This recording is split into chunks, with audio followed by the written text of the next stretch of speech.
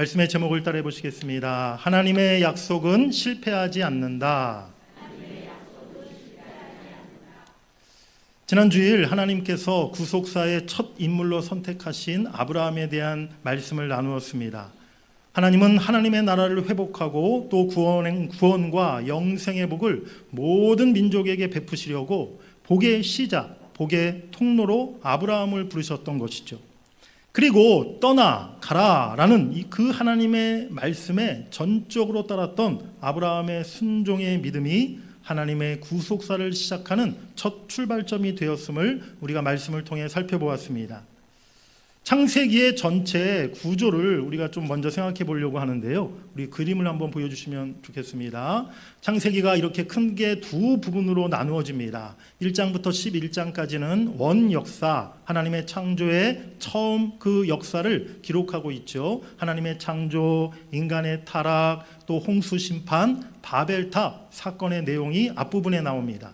그리고 12장부터 마지막 50장까지는 이제 족장들의 이야기를 기록하고 있는 족장사에 해당하는 부분인데요. 우리가 너무나 잘 아는 아브라함, 이삭, 야곱, 요셉의 이야기가 바로 이 부분에서 나타나고 있죠. 그런데 이 족장사에 해당하는 이 부분의 핵심 주제가 무엇이냐? 우리가 그동안에는 우리 창세기 말씀을 많이 우리가 듣고 또 우리 말씀을 많이 알고 있는데요. 아브라함의 믿음, 이삭의 순종, 또 야곱의 그 약복강에서의 기도, 또 요셉의 인내. 그러니까 이 창세기의 이 인물들에 좀 초점을 맞춰서 우리가 이 창세기 말씀을 많이 우리가 그때 말씀을 듣고 또 묵상했었는데, 사실 창세기의 주제는 인물의 어떤 믿음, 순종 여기에 있는 것이 아니라 그들의 뒤에 있었던 하나님의 약속의 성취, 하나님의 언약, 바로 이것이 창세기의 진정한 핵심 주제라는 것입니다. 하나님은 아브라함을 부르시고 땅에 대해서, 후손에 대해서 약속을 허락해 주셨습니다. 이어지는 창세기의 족장 이야기는 바로 이 약속들이 어떻게 실현되는가를 우리에게 보여주고 있는 그러한 말씀이라는 것이죠. 사랑하는 여러분, 우리가 사람들끼리 우리도 중요한 약속을 할 때가 많아요. 그런데 사실은 내 잘못이나 실수로 인해서, 어떨 때는 또 상대방의 잘못으로 인해서 그 약속이 깨어질 때가 있는 것이죠. 약속이 깨어질 때 참 실망하기도 하고요. 또 낭패를 경험하기도 하지 않습니까? 결혼 50주년을 뭐라 그러죠? 네, 결혼 50주년이 되면 무슨 식을 한다고 그러죠? 네, 금혼식 한다고 그래요. 그러면 이제 그 반에 25주년 되면 금 다음에 뭐예요? 은혼식. 25주년은 또 은혼식이라고 그러더라고요. 우리 성도 여러분들, 아마 많은 분들이 우리 교회는 우리 권사님들 또 우리 은퇴 집사님들, 장로님들이 많이 계셔서 결혼하신 지 아마 25주년은 당연히 다 지나셨을 거고 50주년도 되신 분들도 많이 계실 텐데 그때마다 금혼식, 은혼식 이런 거 하셨는지 모르겠습니다. 저도 결혼하고 나서 저희 아내랑 결혼 기념일이 되면요. 그걸 한 번도 제가 지켜본 적이 없어요. 선물 하나 해본 적이 없고, 그날 케이크라도 한번 아내에게 이렇게 사갖고 와본 적이 없는데, 제가 예전에 그런 약속을 했죠. 내가 한 번도 못했지만 25주년 그때는 내가 특별한 이벤트를 꼭 해주겠다. 그렇게 제가 예전에 아내에게 약속했어요. 그래서 그 전에는 그냥 다 패스 넘어간 거죠. 근데 25주년이 정작 되었는데 그때도 제가 잊어버리고 결혼 기념일이 됐는지 안 됐는지도 모르고 그냥 지나가 버린 거예요. 나중에 지나가고 나서 저희 아내가 굉장히 실망하면서 저에게 야속하게 이야기를 하더라고요. 25주년이 이번에 지났는데 어떻게 이번에도 아무것도 준비도 없이 아무것도 선물 하나 없이 지나갈 수 있느냐. 제가 그때 얼마나 미안했는지. 그래서 내가 다음번에는 내가 꼭 결혼 기념일 잊지 않겠다. 그렇게 또 그때도 약속했어요. 얼마 전에 또 결혼 기념일이 지나갔는데 얼마 전에도 도대체 이날이 무슨 날이었는지 모르고 또 지나갔습니다. 다행인 것은 저희 아내도 몰랐다 그러더라고요. 사람의 약속은요, 사실은 지키지 못할 때가 참 많다는 거예요. 우리의 실수, 우리의 잘못, 또 우리가 기억하지 못해서.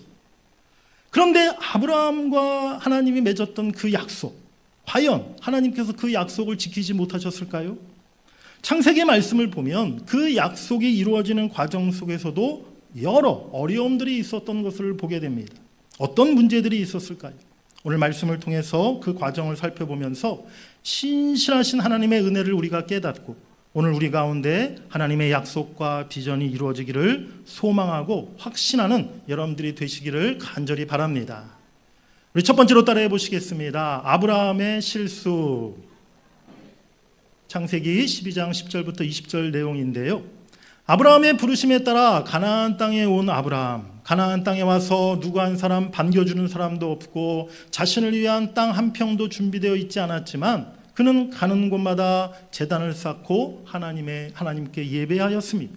하나님의 부름의 약속을 믿고 순종하였던 아브라함의 참으로 귀한 신앙의 모습을 우리가 살펴보았던 것이죠. 그런데 세상에 완전한 의인이 없고 완벽한 사람이 없지 않습니까? 이어지는 아브라함의 모습은 참으로 안타까운 모습이 아닐 수 없어요.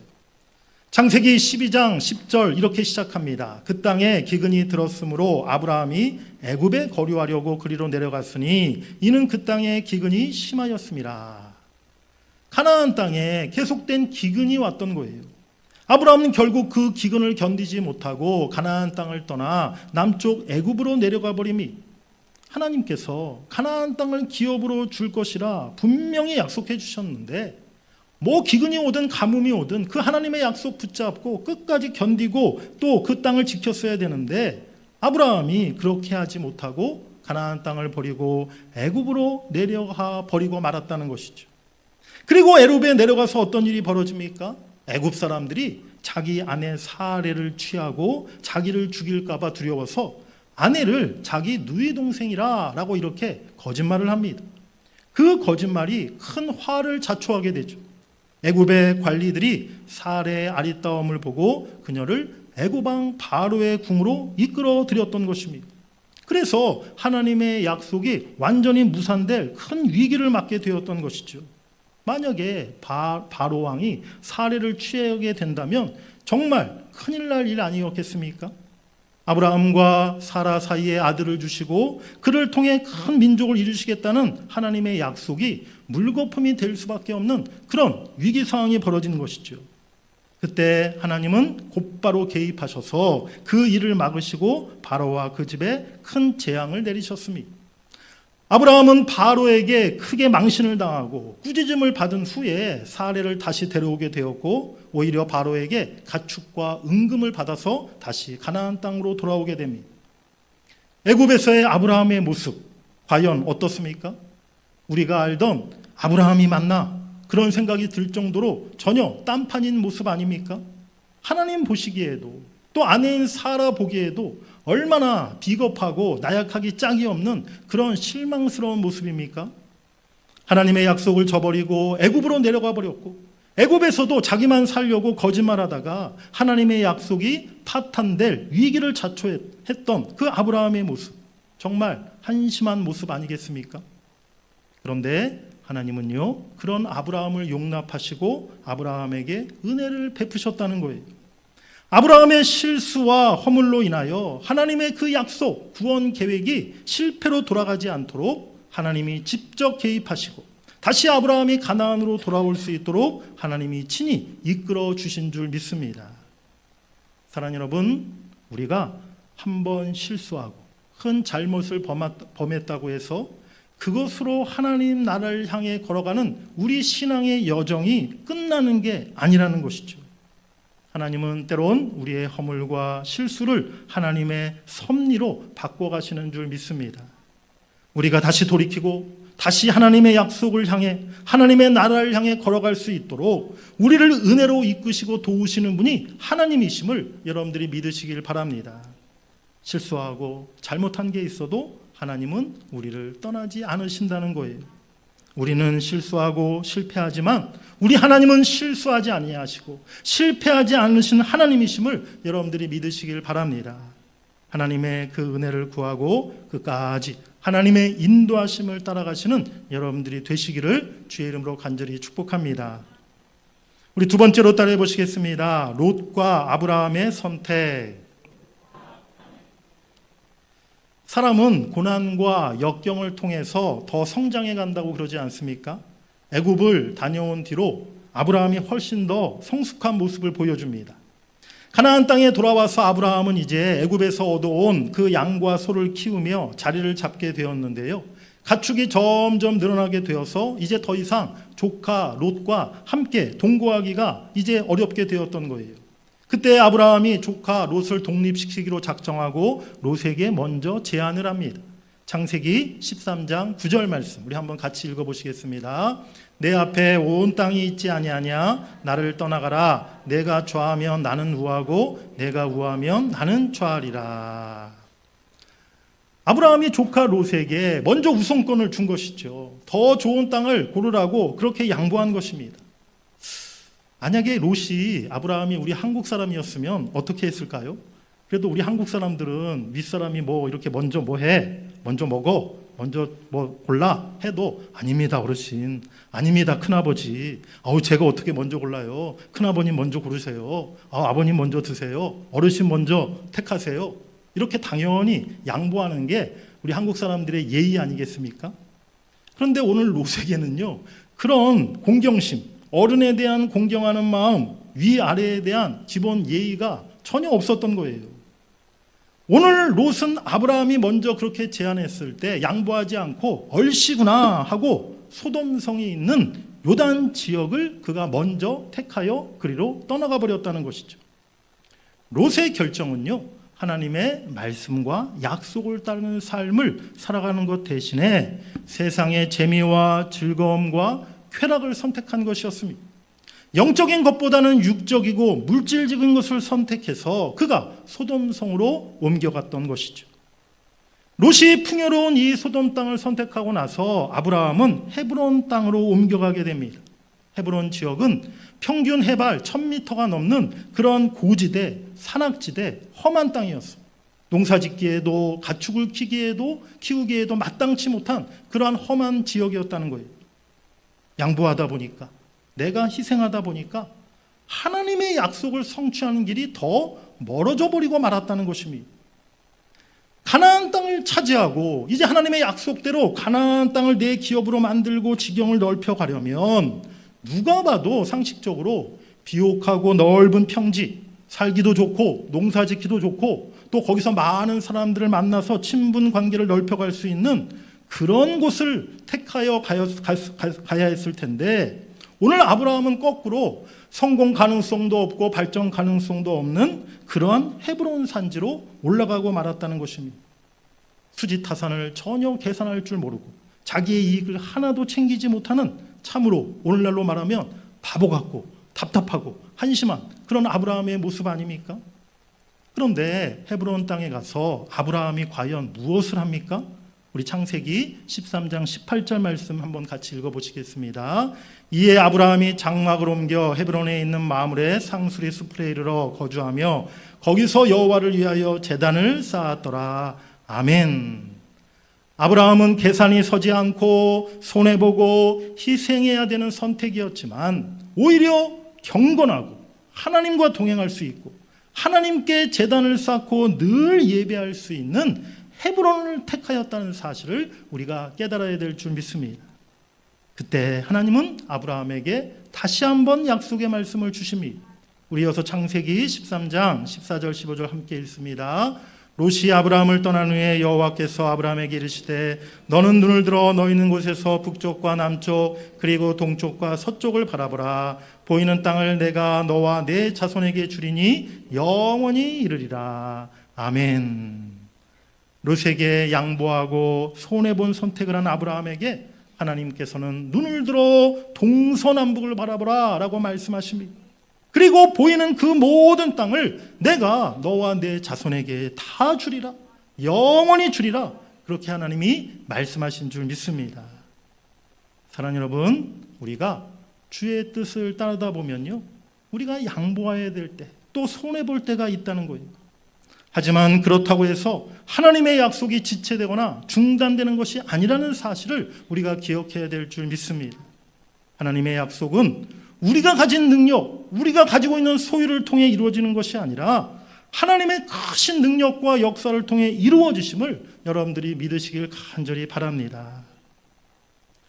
제가 뭐 다른 교회 얘기를 설교 시간에 잘 하지 않는데 오늘은 설교와 연관된 이야기를 해서 제가 한 교회를 여러분에게 소개하려고 합니다. 수도권에 있는 K교회라는 곳인데요.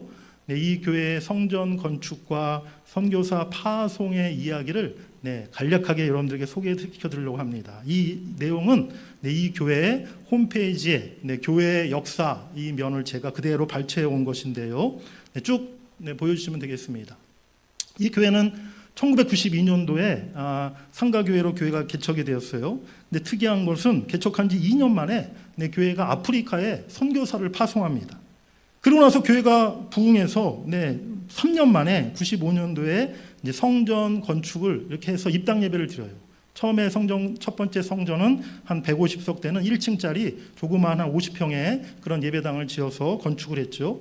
근데 성전 건축을 한 다음에도 여러분들 화면에서 보시다시피 매년 쉬지 않고 각 나라에 우크라이나, 불가리아, 미얀마, 케냐, 멕시코 계속 교회가 선교사를 파송합니다.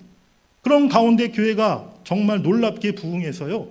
2005년도에 두 번째 새 성전 기공 예배를 드리게 되는데 두 번째 성전은 본당이 몇 석이라고요? 4,000석.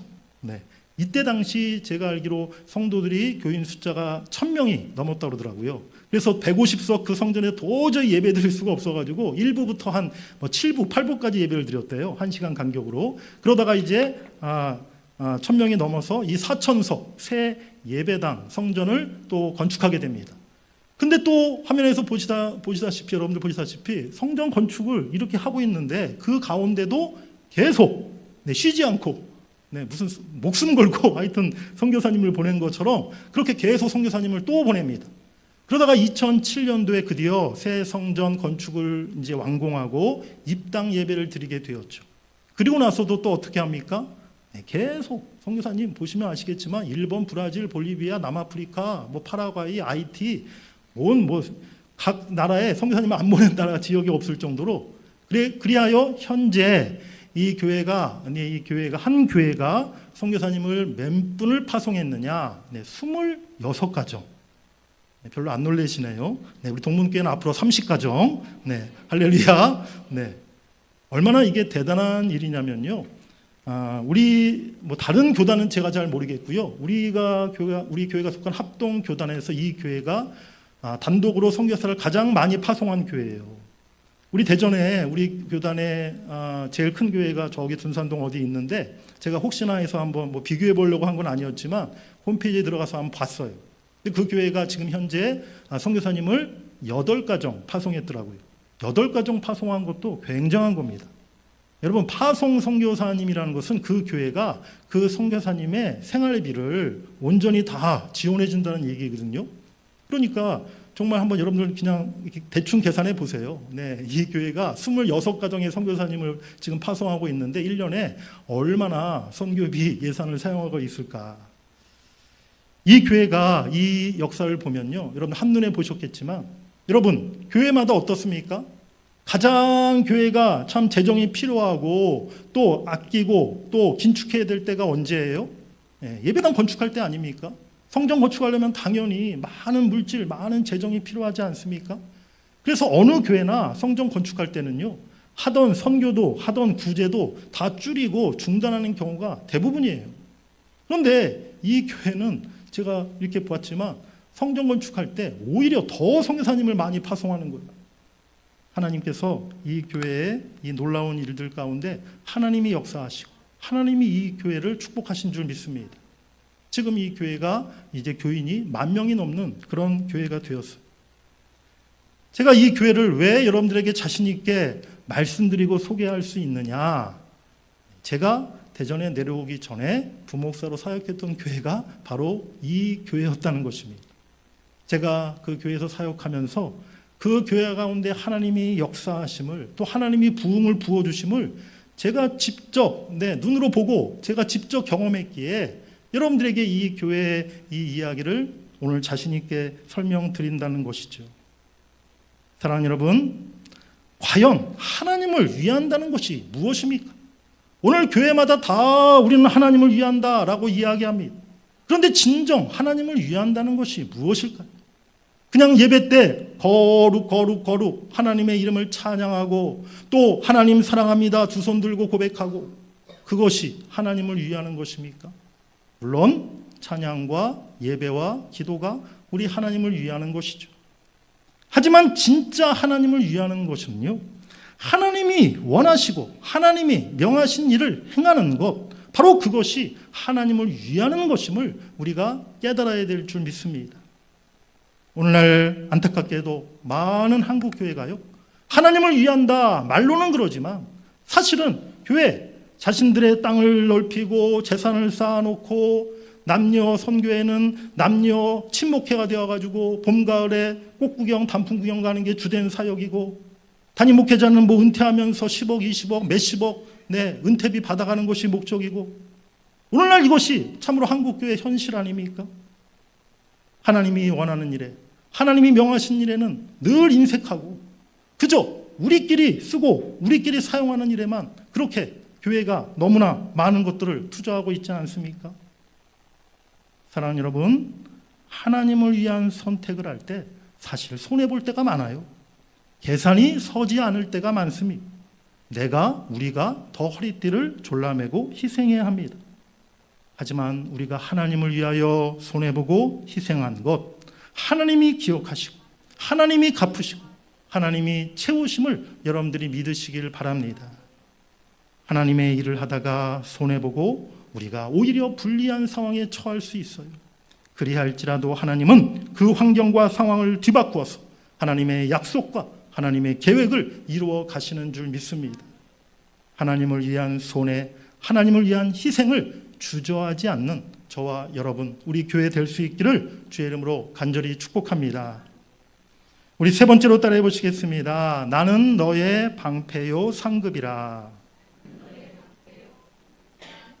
가나안 땅에 온 후에 아브라함에게 이처럼 우여곡절이 많았습니다. 창세기 14장에 보면 가나안 여러 족속들 간의 전쟁에 휘말리기도 했어요.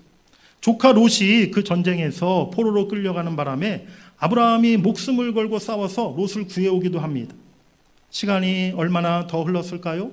아브라함에게 불현듯 불안과 두려움이 찾아왔어요.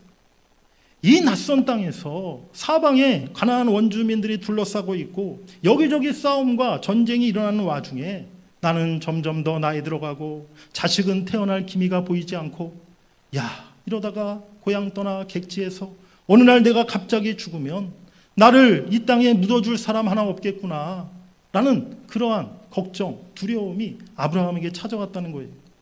아브라함도 영적인 침체에 빠졌다는 것이죠.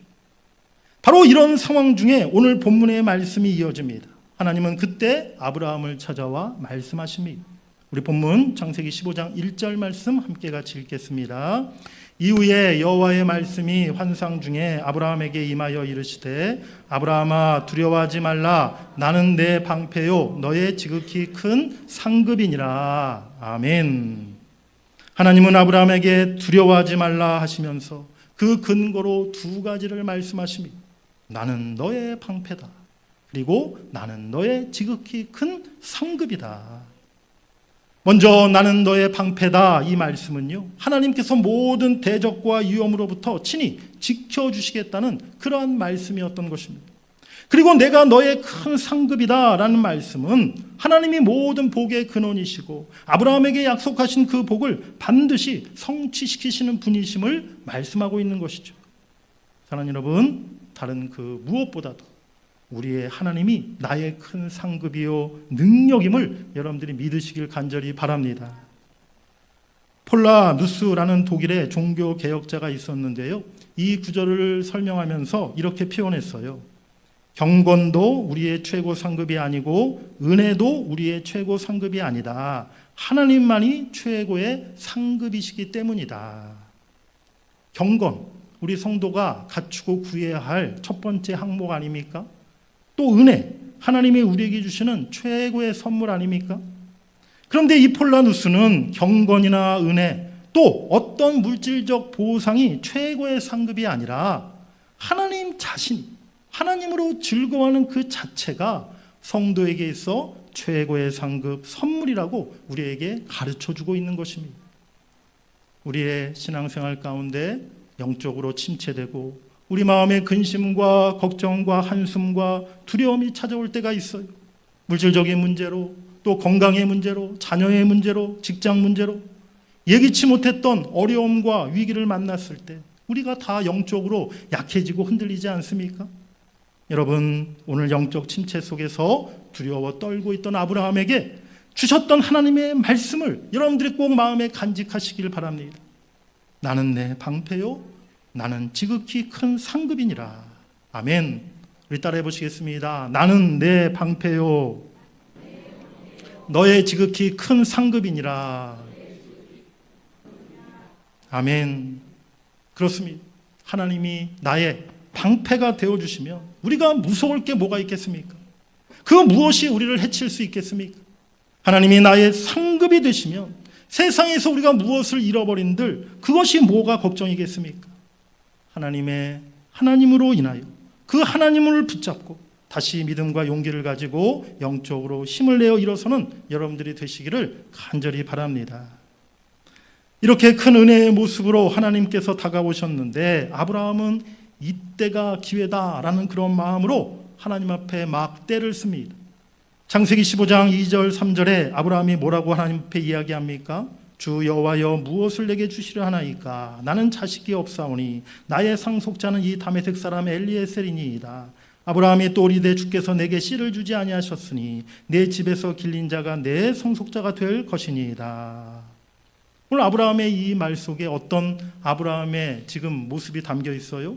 지금 아브라함은 하나님에 대해서 의심하고 있고요, 원망하고 있고요, 자신이 그냥 속단해서 지금 하나님의 상속자를 기다리지 않고 자신의 종 중에서 엘리에셀을 택해 내 상속자를 삼겠습니다 라고 지금 이렇게 이야기하고 있는 거예요. 이렇게 의심하고 원망하고 속단하였던 아브라함에게 하나님은 그렇지 않다라고 분명히 말씀하십니다. 우리 4절 5절 말씀 함께 같이 읽어보시겠습니다. 우리 성경을 보면서 읽어볼까요? 시작. 여호와의 말씀이 그에게 임하여 이르시되 그 사람이 내 상속자가 아니라 내 몸에서 날 자가 내 상속자가 되리라 하시고 그를 이끌고 밖으로 나가 이르시되 하늘을 우러러 무뼈를 셀 수 있나 보라. 또 그에게 이르시되 내 자손이 이와 같으리라. 아멘. 내 몸에서 날 자가 너의 상속자가 되리라. 하나님의 약속이 변함이 없다는 거예요. 하나님은 그 약속을 반드시 지키심을 오늘 아브라함에게 말씀하신 줄 믿습니다. 하나님은 그것도 모자라 이제 아브라함을 밖으로 데리고 나가서 시청과 교육까지 시켜주십니다. 하늘을 우러러 저 별을 내가 셀 수 있나 보라 라고 말씀하시면서 너의 후손을 저 하늘의 별처럼 많게 해주실 것이다 라고 분명히 아브라함에게 하나님이 말씀하셨던 것이죠. 이 놀라운 하나님의 말씀 앞에 아브라함의 마음이 다시 움직이기 시작했어요. 그리고 하나님을 향한 믿음이 확고해졌습니다. 6절 말씀 우리 함께 같이 읽겠습니다. 아브라함이 여호와를 믿으니 여호와께서 이를 그의 의로 여기시고. 아멘. 그렇습니다. 아브라함은 이 믿음으로 의의 사람이라 하나님께 인정받게 되었고 훗날 열국의 아버지, 믿음의 조상이라 불리게 된 줄 믿습니다. 사랑하는 여러분, 때때로 우리가 영적으로 침체되고 우리의 믿음이 약해지고 흔들릴 때에도 하나님은 중단치 않으시고 그대로 약속을 이루어 가시는 분이심을 여러분들이 기억하시기를 바랍니다. 오히려 그때 우리를 격려해 주시고 우리에게 확신을 더해 주시고 보지 못했던 비전을 보여주시면서 우리의 믿음을 더 굳세게 해주신다는 것이죠. 오늘도 변함없이 우리의 방패가 되시고 우리의 영원한 상급 되시는 그 하나님을 믿는 믿음으로 우리에게 주신 약속의 말씀을 붙잡고 그 약속을 향해 나아가시는, 장차 그 약속을 반드시 성취해 가시는 여러분들이 되시기를 간절히 바랍니다. 사랑하는 여러분, 믿음이 크다, 믿음이 작다, 무엇으로 우리가 판단할 수 있을까요? 어떤 사람이 정말 믿음이 큰 사람일까요? 예수님께서는요, 겨자씨 하나일 만한 믿음이 있어도 산을 옮길 수 있다, 그렇게 말씀하셨어요. 생각해보면 겨자씨만한 믿음만 있어도 충분한 거 아니겠습니까? 그 이상 뭐가 더 필요할까요? 제가 그런 생각을 할 때가 있어요. 하나님이 이렇게 위에서 내려보실 때 우리들의 믿음이 과연 어떻게 하나님 눈에는 보이실까? 우리가 이렇게 서로를 볼 때는 야, 저분 참 믿음 좋으시다. 저분에 비하면 나는 너무 믿음이 없어. 우리가 그런 생각들을 자주 하는데요. 하나님이 위에서 우리를 내려다보실 때 어떤 생각이실까? 그야말로 도토리 키재기 아니겠습니까? 우리가 믿음이 큰다 한들 하나님 보실 때 얼마나 크고, 우리가 작다 한들 또 얼마나 크게 작겠습니까? 믿음의 조상이라 불렸던 아브라함. 그런데 오늘 창세기 말씀을 자세히 살펴보면요, 그런 이름을 붙이기에 참 민망하고 부끄러운 모습들이 아브라함에게 있었음을 발견하게 된다는 거예요. 오히려 아브라함 때문에 하나님의 약속, 하나님의 구원 계획이 실패로 돌아갈 뻔했던 것입니다. 또 하나님을 위한 선택은 거대한 손해와 희생을 초래하기도 했어요. 하지만 그 무엇도 하나님의 약속을 실패로 만들 수 없었습니다. 아브라함의 비겁함도, 아브라함의 실수도, 열악한 환경도, 아브라함에게 찾아왔던 영적 침체와 두려움도 하나님의 구원 계획을 막을 수 없었음을 우리가 깨달아야 될 줄 믿습니다. 사랑하는 여러분, 오늘 우리에게 주신 하나님의 약속의 말씀이 무엇입니까? 구원과 영생의 복을 약속해 주셨습니다. 우리의 방패, 상급이 되어 주시겠다고 약속하셨습니다. 축복의 전달자, 축복의 통로로 우리를 부르셨다. 하나님이 약속해 주셨습니다. 3세대 신앙 계승을 우리에게 약속해 주셨습니다. 다음 세대, 우리 자녀 세대 부흥을 위한 우리 동문교회 새 성전 건축을 우리 교회에 약속하신 줄 믿습니다. 우리는 다 부족합니다. 허물과 실수가 많습니다. 오늘 우리를 둘러싼 환경과 상황은 척박하고 거칠기만 합니다. 우리의 믿음이 작아지고 또 작아지고 작아질 때가 너무나 많습니다. 하지만 여러분 분명히 기억하시기를 바랍니다. 하나님의 약속은 절대 실패하지 않습니다. 우리의 연약함, 우리의 작은 믿음을 통해서도 하나님은 역사하시고 하나님의 구원 계획과 하나님의 크신 뜻을 펼쳐가시고 마침내 그 일을 하나님이 성취해 가실 줄 믿습니다. 우리는 작고 약하지만 하나님은 크고 강하십니다. 우리는 힘이 없지만 하나님은 전능하십니다. 우리가 실패할지라도 하나님은 이루십니다. 우리 한번 따라해 보시겠습니다. 방금 제가 3가지를 말씀드렸는데 우리 화면을 띄워주시면 좋겠습니다. 제가 앞부분 읽으면 여러분들이 큰 글자, 뒷부분 크게 외쳐주세요. 우리는 작고 약하지만, 우리는 힘이 없지만, 우리가 실패할지라도, 아멘. 우리 크게 3번 외치겠습니다. 하나님의 약속은 실패하지 않는다. 하나님의 약속은 실패하지 않는다. 하나님의 약속은 실패하지 않는다. 아멘.